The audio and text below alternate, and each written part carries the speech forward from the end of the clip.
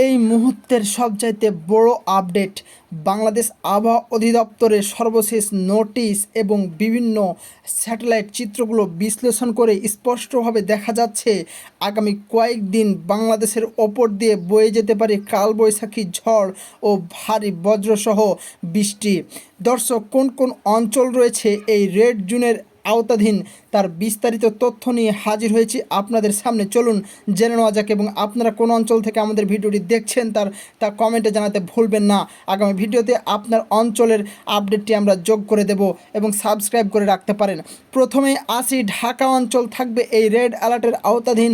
এছাড়াও রয়েছে ফরিদপুর, নরসিংদী, মাদারীপুর, এদিকে রয়েছে ঘিওর, এদিকে রয়েছে ফরিদপুর, তারপর রয়েছে লোহাগাড়া, তারপর রয়েছে চাঁদপুর, কুমিল্লা, লক্ষ্মীপুর, ফেনী, এদিকে রয়েছে রামগতি, ফটিকছড়ি, খাগড়াছড়ি, এদিকে রাঙ্গামাটি, চট্টগ্রাম, এছাড়াও এদিকে রয়েছে আমাদের বরগুনা, দশমিনা, পিরোজপুর, খুলনা, বরিশাল, লোহাগাড়া, মাদারীপুর, এদিকে রয়েছে শ্যামনগর, যশোর, ঝিনাইদহ, ফরিদপুর, ঘিওর, টাঙ্গাইল, রায়গঞ্জ, গোপালগঞ্জ, ভালুকা, কিশোরগঞ্জ, আটপাড়া, সালা, হবিগঞ্জ, তারপর রয়েছে ময়মনসিংহ, জামালপুর, রায়গঞ্জ, বগুড়া, এদিকে নাটোর, পাবনা, এছাড়াও রাজশাহী, এদিকে রয়েছে নিয়ামতপুর, নওগাঁ, এছাড়াও রয়েছে বালুরঘাট, এদিকে রয়েছে জামালপুর, এদিকে রয়েছে ডালু, বাগমারা, এদিকে রয়েছে বাংলাদেশের গাইবান্ধা, রংপুর, দিনাজপুর, এদিকে কুড়িগ্রাম, ফরিদপুর, এদিকে হচ্ছে ডিমলা, ঠাকুরগাঁও, এদিকে আরও রয়েছে পঞ্চগড়। এসব অঞ্চল কিন্তু দর্শক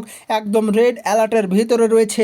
এছাড়াও এদিকে সুনামগঞ্জ, সাল্লা, সিলেট, তারপর জাকিগঞ্জ, কমলাগঞ্জ, হবিগঞ্জ, কিশোরগঞ্জ, ভালুকা, দর্শক নরসিংদী এবং আশেপাশের যে অঞ্চলগুলো, অর্থাৎ বাংলাদেশের প্রায় সমস্ত অঞ্চলেই আঘাত হানবে এই কালবৈশাখী ঝড়টি।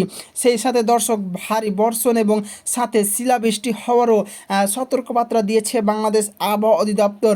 যারা আপনারা এই সব অঞ্চলে বসবাস করেন, অবশ্যই আপনারা সতর্ক হন এবং শিশু এবং বৃদ্ধদের দিকে বিশেষ নজর রাখুন।